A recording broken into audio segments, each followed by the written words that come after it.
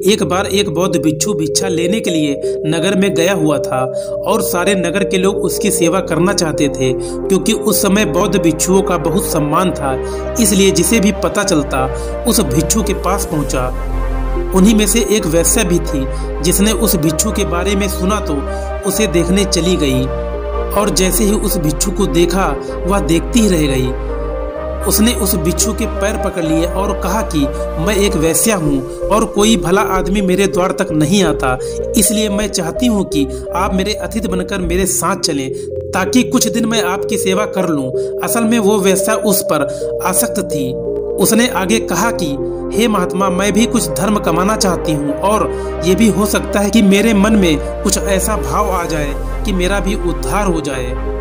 सभी नगरवासी उस वैश्या की बात सुन रहे थे, और इससे पहले कि भिक्षु कुछ कह पाता वे बोल पड़े कि तुम क्या कर रहे हो? एक बौद्ध भिक्षु तुम्हारे कोटे पर कैसे जा सकता है? इससे तो भिक्षु को पाप लगेगा। नगरवासियों की बात सुनकर वैश्या ने कहा, मैं इन्हें अपने पाप को मिटाने के लिए अपने साथ चलने को कह रही हूँ। उनकी बातें सुन भिक्षु ने कहा कि मैं अपने गुरु बुद्ध से इसकी अनुमति लूंगा, यदि वो कहेंगे तो मैं आपके साथ चलूंगा। ये सुन वैश्या ने कहा कि मैं इंतजार करूंगी। इतना सुनकर नगर के सेठ ने कहा, हे महात्मा, ये पापी है, आप मेरे साथ चलिए, इसका कोठा आपके जाने लायक नहीं है।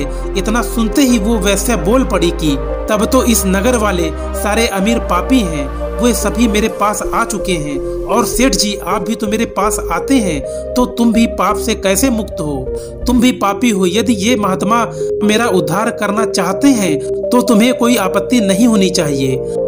नगर का सेठ चुप हो गया और बौद्ध भिक्षु गुरु बुद्ध के पास अनुमति लेने लौट गया। गुरु के पास पहुंचकर उसने अपने साथ हुई घटना के बारे में अपने गुरु को जानकारी दी। गुरु के सभी चेले बात सुन रहे थे और सोच रहे थे कि गुरु क्या कहेंगे। कुछ चेले सोच रहे थे कि अनुमति नहीं मिलनी चाहिए, और कुछ चेले ऐसे भी थे जो चाहते थे कि अनुमति मिले, ताकि वो भी कल किसी ऐसे स्थान पर रहकर कुछ समय बिता सकें। गुरु ने सब कुछ सुनकर कहा, जाओ उस औरत का भला करो। आज्ञा पाकर भिक्षु लौट गया और कुछ महीने बाद उसी औरत के साथ लौट आया। उसे औरत के साथ देख सभी चेले आपस में कहने लगे, देखा संगत का असर, आखिरकार इस औरत ने अपना जादू चला ही डाला और अच्छे भले भिक्षु को सांसारिक जीवन जीने वाला बनाकर अब शायद विवाह की अनुमति लेने आई है। लेकिन गुरु को पता था अपने चेले का, इसीलिए गुरु उन्हें आता देख मुस्कुरा रहे थे। भिक्षु ने अपने गुरु के पैर पकड़े और कहा, हे गुरुजी, मैंने इस औरत का उद्धार कर दिया।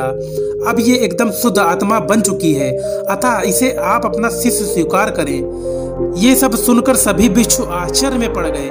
ये कैसे हुआ? चरित्र तो हमेशा बुरे के साथ रहकर अच्छे का खराब होता है। हमें बचपन में यही सिखाया जाता है कि बुरे के साथ रहकर तुम भी बुरे बन जाओगे। तब गुरु ने कहा कि देखो, इस भिक्षु को जिसने मेरी आशा के अनुरूप कार्य किया, इस औरत के चरित्र को अपने जैसा बना दिया, न कि खुद को बदलने दिया। ये ठीक उसी प्रकार है जैसे कमल कीचड़ में रहकर भी कीचड़ जैसा नहीं होता। इसलिए मैं इस कहानी के माध्यम से ये कहना चाहूंगा कि आपके अंदर यदि बुरे विचार आते हैं तो अपनी संगत बदल डालिए। अच्छे लोगों के साथ ही आप अपने आप को ढालने की कोशिश करें। जैसे बुरे विचारों का स्वागत करते हैं, वैसे ही अच्छे विचारों को भी अंदर आने दें, उनका विरोध ना करें। जैसे ही आप अच्छे विचारों के लिए अपने मन के द्वार खोल देंगे, आप पाएंगे कि आप एक अच्छे इंसान बन चुके हैं।